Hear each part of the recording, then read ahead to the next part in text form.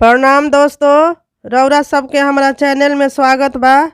हम बेटी विवाह गीत सुनावे जातनी। आप लोग सुनी और कमेंट करके बताइब कि कैसन लागल।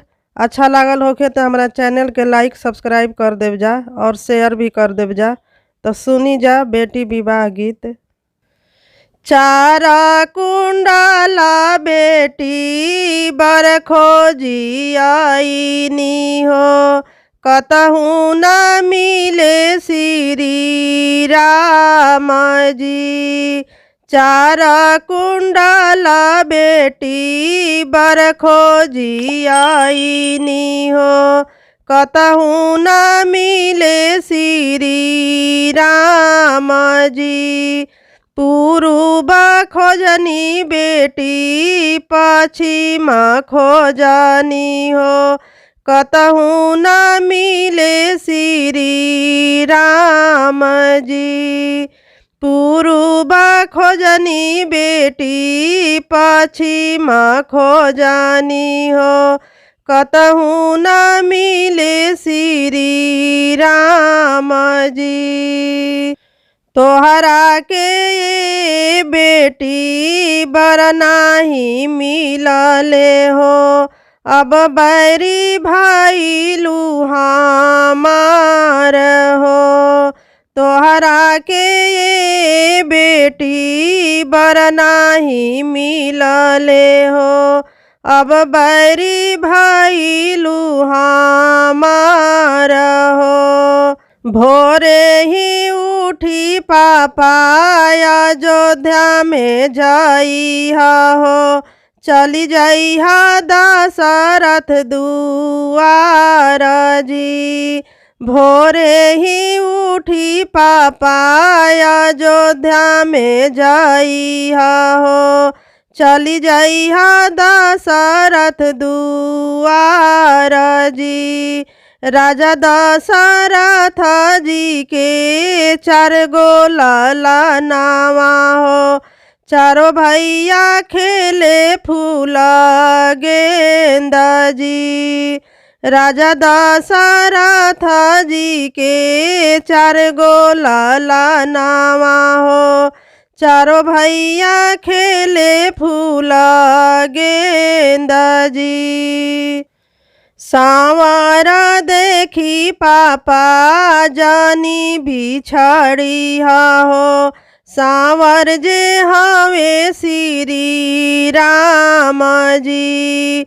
सांवर देखी पापा जानी बिछड़ी हो, सांवर जे हवे श्री राम जी। उनके के ये पापा तिलक चढ़ाई हो, उहे जे हवे श्री राम जी। उनके के ये पापा तिलक चढ़ाई हो, उहे जे हवे श्री राम जी। चारा कुंडाला बेटी बर खोजी आईनी हो, कतहु न मिले श्री राम जी। पूर्व खोजनी बेटी पश्चिम खोजनी हो, कतहु न मिले श्री राम जी। कतहु न मिले श्री राम जी। नदिया किनारे का जीरावा बोवलो हो, के जीरवाया गोरे जाई जी।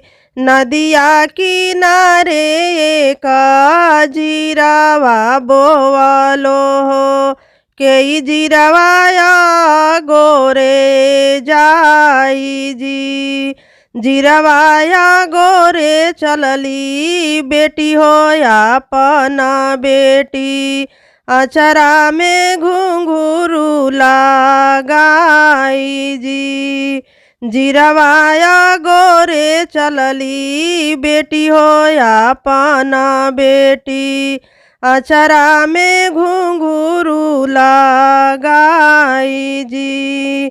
घोड़वा चढ़ल अइले दुल्हा सुंदर दुल्हा, झपटी धइले दहिन बाह जी।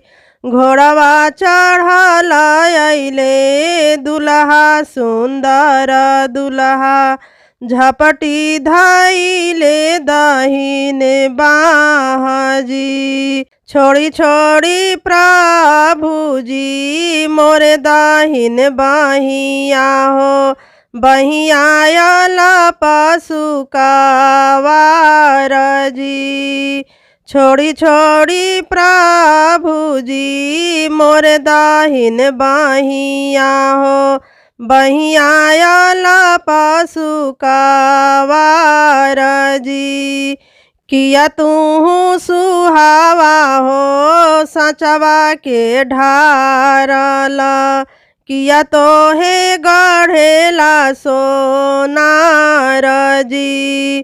किया तू सुहावा हो सचवा के ढारल, किया तो हे गढ़ेला सोनार जी।